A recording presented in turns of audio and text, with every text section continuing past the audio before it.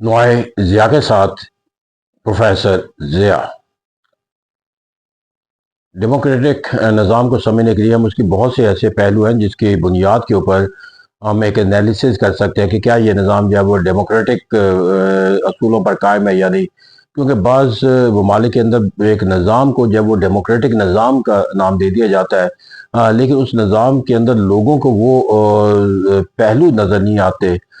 جس کے اندر انہیں جمہوریت کی جو ہے وہ خوبصورتی کا جو تصور ان کے ذہنوں کے اندر پایا جاتا ہے۔ تو اس طرح کہتے ہیں اگر کسی ملک کے جمہوری نظام کو اگر ہم نے پرکھنا ہو کہ وہ کس بنیادوں پر جو ہے وہ قائم ہے، کیا وہ حقیقی جمہوریت کی عکاسی کرتا ہے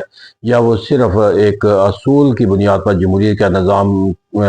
قرار دیا جاتا ہے، عملی طور پر اس نظام کے اندر جمہوریت کے جو تقاضے ہیں وہ پورے ہوتے ہوئے نظر نہیں آتے۔ تو ہم اس کی اگر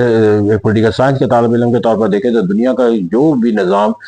ڈیموکریٹک کہلانے کا جو ہے وہ حق رکھتا ہے، اس نظام کے اندر سب سے پہلا جو ہے وہ پیپل کو جو ہے وہ سول رائٹ دیے جاتے ہیں، شہریوں کے حقوق جسے کہا جاتا ہے۔ اب سول رائٹ کہیں گے اس کے اندر بہت تصور وسیع پایا جاتا ہے۔ دراصل یہ وہ تمام حقوق ہے کہ جس کی بنیاد پہ کہ ایک فرد جو ہے وہ اپنی بطور انسانی جو شخصیت کا تکمیل ہے اس کو یقینی بناتا ہے۔ تو اس طرح کہتا ہے کہ ایک ریاست کے اندر جو جمہوری نظام کے اندر لوگوں کو ان تمام مواقع کا حق دے دیا جاتا ہے جن سے وہ فائدہ اٹھا کر جو ہے وہ اپنی ترقی و خوشحالی کا تصور حاصل کرنے کے ساتھ ساتھ اپنی شخصیت کے جو ہے وہ اظہار کا یا اس کی تکمیل کا بھی جو ہے وہ مقصد جو ہے وہ حاصل کرنے کا پہلو جو ہے وہ اختیار کر لیتا ہے۔ تو اس کے اندر جو ہے وہ رائٹ ٹو ٹریولنگ ہے، رائٹ ٹو اسپیچ ہے، رائٹ ٹو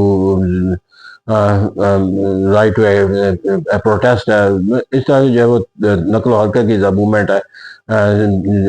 نقل آزادی ہے، تو جیسے وہ تمام سرگرمیاں جس سے ایک انسان اپنی شخصیت کی تکمیل کرتا ہے ان کو ہم سول رائٹ کا نام دیتے ہیں۔ پھر یہاں کا جو ایک بنیادی دوسرا جو تصور ہے جو جمہوریت کے لیے اس کی پہچان قرار دیا جاتا ہے وہ یہ ہے کہ حکومت کے اندر جو ہے وہ ایک تبدیلی کا تصور پایا جاتا ہے کہ یہ حکومت جو ہے کوئی مستقل بنیادوں پر قائم نہیں ہوتی، نہ یہ موروثی بنیادوں پر قائم ہوتی ہے، بلکہ حکومت ایک ٹینیور کے لیے ہوتی ہے اور اس ٹینیور کے بعد اس حکومت کو جو ہے وہ ایک تبدیلی کے عمل سے گزرنا پڑتا ہے، چاہے وہی حکومت وہی لوگ دوبارہ بھی برسر اقتدار آ جائے لیکن انہیں تبدیلی کے عمل سے گزرنا پڑتا ہے اپنے مخصوص ٹینیور کے تکمیل کے بعد۔ تو یہ دنیا کے مختلف ممالک کے اندر اس ٹینیور کا تعین مختلف کیا جاتا ہے، لیکن جب ایک گورنمنٹ جس ٹینیور کے لیے تشکیل دی جاتی ہے وہ اپنا مکمل کرنے کے بعد اپنے آپ کو دوبارہ اسی مرحلے کے اندر داخل کر لیتی ہے کہ جہاں پر لوگوں کو یہ حق دے دیا جاتا ہے کہ وہ اپنے لیے نئی حکومت کا اختیار سونپنے والے لوگوں کا جو ہے وہ انتخاب کریں۔ تو اس طرح کہتے ہیں کہ that is another aspect اور essential part of the democracy, جس کو ہم چینج آف دا گورنمنٹ کا تصور کہتے ہیں۔ پھر یہاں پر جا کے جو ایک اور اہم ایلیمنٹ ڈیموکریٹک نظام کے طور پر ہمیں نظر آتا ہے that is called the responsibility, کہ جو جمہوریت کا نظام ہے اس کا بنیادی تصور ہی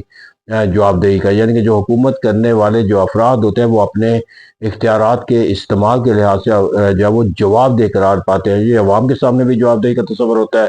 اور اس کے ساتھ ساتھ جو مختلف ادارے بنائے جاتے ہیں جمہوری نظام کے اندر جس میں پارلیمنٹ کا تصور ہے وہاں پر جا کر اس کی جواب دہی کا جو ہے عمل جو ہے وہ ہمیشہ قائم رہتا ہے۔ تو اسے کہتے ہیں کہ جو ایک ڈیموکریٹک نظام ہے وہاں پر حکومت اپنی کارکردگی کے لحاظ سے جواب دہی کا تصور آتی ہے، چاہے پریزیڈنشل فارم آف گورنمنٹ کے اندر بھی کہا جاتا ہے کہ اگرچہ پریزیڈنٹ جو ہے وہ اپنے ٹینیور کے اندر کسی کے سامنے جواب دہ نہیں ہوتا کیونکہ لیجسلیچر سیپریشن آف پاور کی وجہ سے اس کو جواب دہ نہیں بنا سکتی، لیکن وہ جواب دہ اس معنی و مفہوم کے تحت قائم رہتا ہے کہ اسے اپنی کارکردگی کے لحاظ سے اپنے ٹینیور کے ختم ہونے کے بعد جب وہ لوگوں کے سامنے جو ہے وہ پیش ہونا ہوتا ہے۔ تو اس طرح کہتے ہیں وہ اسے اپنے کارکردگی کی ہی بنیاد پہ آئندہ جو انتخابی عمل کو اندر حصہ لینا ہوتا ہے۔ پھر لوگ جو ہے وہ ہر وقت اپنے تحریر و تقریر کے ذریعے یا کانفرنسز کے ذریعے یا مباحثوں کے ذریعے جو ہے وہ حکومت پر جو ہے وہ ایک جواب دہی کا جو تصور ہے وہ قائم رکھتے ہیں۔ پھر یہاں پر جو ایک اور تصور ہے جدید جمہوریت کے اندر that is called the rule by the majority of the people, یہاں پر جو ایک تمام لوگوں کی حکومت کا تصور قائم نہیں ہو سکتا اور یہاں پر جو حکومت ہے وہاں پر جو ایک میتھڈ جو ایک اختیار کر لیا گیا ہے وہ یہ ہے کہ جو اکثریت کے پاس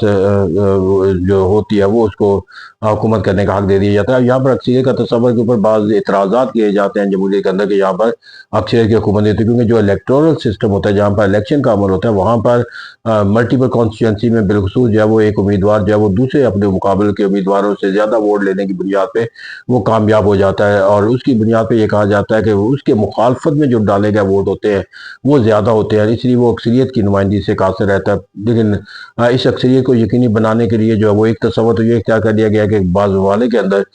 کامیابی کے لیے ضروری ہوتا ہے کہ وہ 50% سے زیادہ ووٹ جو ہے وہ حاصل کرے امیدوار جو کامیاب ہونا چاہتا ہے. پھر وہاں پر جا کر جو ایک دوسرا تصور دیا گیا ہے کہ وہاں پر جو حکومت بنائی جاتی ہے اسے جو عوامی نمائندوں کا جو ایوان ہوتا ہے لیجسلیچر، وہاں سے اس کو اکثریت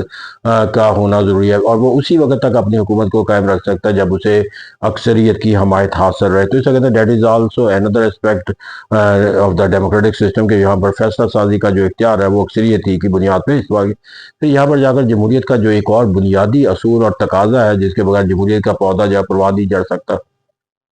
وہ پولیٹیکل ایکٹیویٹیز ہے، یعنی کہ لوگوں کو وہ اختیار دینا جس کی بنیاد کے اوپر جا کر وہ حکومت کے جو ہے وہ تشکیل سے لے کر اور تنقید تک جو ہے وہ اپنا کردار جو ہے وہ ادا کر سکے. جلسے کرنا، جلوس کرنا، سیاسی جماعتیں بنانا، ووٹ دینا، مگر وہ تمام سرگرمیاں جس کی بنیاد پر لوگ حکومت کو میں شرکت کر سکتے ہیں یا حکومت پر اثر انداز ہونے کی طاقت رکھتے ہیں، اس کے جو ہے وہ استعمال کرنا جو ہے وہ لوگوں کا ایک بنیادی حق قرار دیا جاتا ہے. پھر یہاں پر جا کر جو ایک اور اہم اصول آج کی جمہوریت کی بنیاد قرار دیا جاتا ہے وہ مساوات کا، ایکویلٹی کا ہے، کہ لوگوں کے اندر حکومت کے لحاظ سے، شرکت کے لحاظ سے ان کے اندر کوئی جو ہے وہ ایک انڈیفرنس جو کرائٹیریا جو ہے وہ نہیں بنایا جاتا، بلکہ ایک یونیورسل اور ایکوالٹی کی بنیاد پہ بنایا جاتا ہے. اس طرح جو ایک کنڈیشنز ہوتی ہیں الیکٹورل کالج یا الیکشن کے اندر جو ہے وہ ایک کینڈیڈیٹ بننے کے لیے یا وہ ایک ووٹر بننے کے لیے یا کسی سیاسی ادارے کا رکن بننے کے، وہ تو سب کے لیے جو ہے وہ یکساں رکھی جاتی ہیں. تو وہ ماضی کے اندر کہا جاتا تھا کہ جہاں پر ایجوکیشن کی بنیاد کے اوپر جو ہے وہ ایک ڈسکرمنیشن کی جاتی تھی یا ملکیت کی بنیاد، تو اب یہ تمام ڈسکرمنیٹری پہلو ختم ہو چکا ہے، وہاں پہ ایکویلٹی کا تصور جو ہے وہ قائم ہو چکا ہے. اس طرح یہ وہ پہلو ہیں جس کی ایکویلٹی کی بنیاد پہ ہم تمام کہا جاتا ہے کہ تمام افراد جو بالغ رائے دہی کے معیار پہ پورا اترتے ہیں انہیں رائٹ ٹو ووٹ دے دیا جاتا ہے اور پھر وہ اپنے فیصلہ کرتے ہیں. تو یہ وہ کریکٹرسٹک ہیں یا یہ بنیادی بیسک فیچرز ہیں جس کی بنیاد پہ ہم کسی نظام کو